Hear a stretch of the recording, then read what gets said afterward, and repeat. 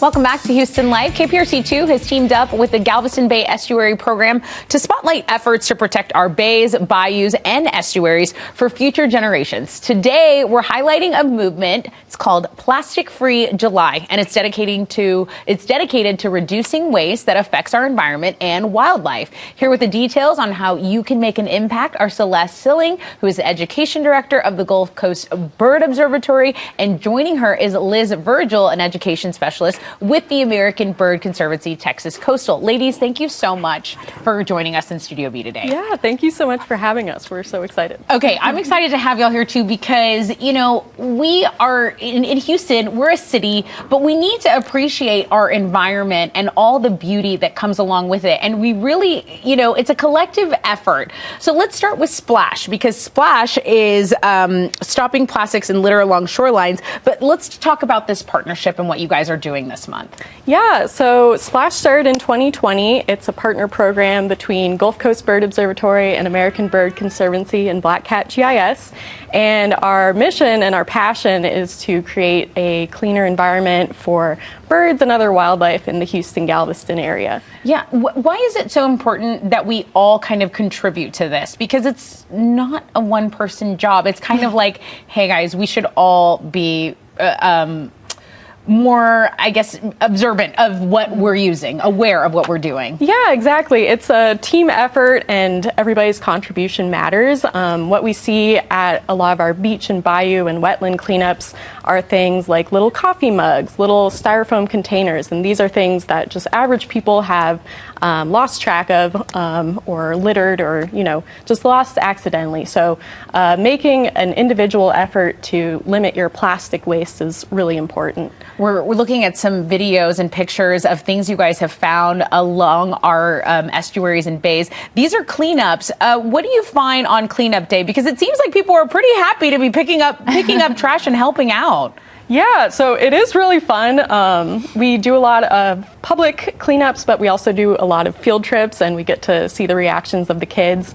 They tend to think of it as a treasure hunt type of thing. So they like to find, this is fishing line. It entangles birds pretty often. It's one of our most problematic items because the bird's feet get tangled in it, and then it tightens a little, constricts, cuts off their blood supply.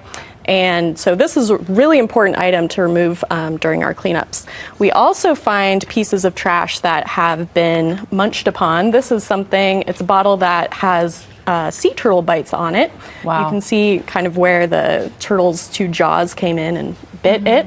They usually mistake them for jellyfish or something like that. So while it is fun, it's also really important, and you get to feel good about saving the animals while you're out there. I mean, Liz, you're someone who is with the American Bird Conservancy. Why is this so important? Why is this cause so important to you?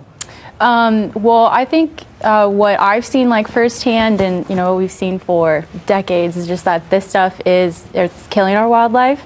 So yeah, I'm really passionate about doing what we can as humans to make sure that we're leaving our ecosystems safer and cleaner for all, including wildlife. So that's one reason I'm really passionate about what we do. And it is really enjoyable. You do come home after a cleanup, sweaty, tired, but you did really good work, and you see the direct impact. I mean, listen, when you go out and you enjoy, say, one cup of something or one can of something, I'm kind of ashamed when you look at all the trash that we as humans create. That's not fair because we're sharing this environment, this ecosystem with the wildlife. How can people help? Because you guys are doing something really interesting with July and the coffee shops, and then there's an event as well. Yeah, so we do cleanups every month. We do at least one per month. Sometimes it's more like 3 or 4 per month. And they're all over the Houston-Galveston area. And you can find those. The schedule of them is on our website, splashtx.org. And you can sign up. You can bring your family. We bring all the supplies. And it's really easy to just show up and clean up.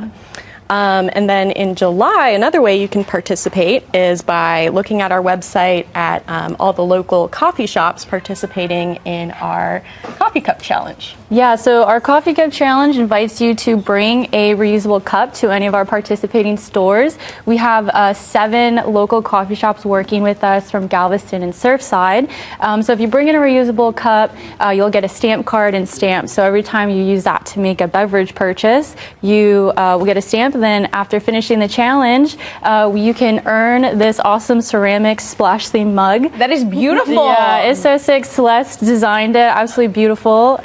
She's a great artist. But yeah, it's like a way to make a change in your own life without necessarily having to go to a cleanup. So let's say you're not able to go, you can still participate in reducing your plastic use. That's so important. That's so important. And we want people, I mean, these are Galveston coffee shops. Hopefully next year we can get some Houston coffee shops on board, because it all trickles down. And even if you're in the city, I mean, Galveston is right there where we can go enjoy this beautiful ecosystem. So ladies, thank you so much for reminding people not to be wasteful and to maybe go one plastic use less this July and for the rest of the year. Celeste Schilling and Liz Virgil, to learn how to get involved from upcoming beach cleanups to Splash's Coffee Cup Challenge, all you have to do is visit Splash Texas, that's splashtx.org.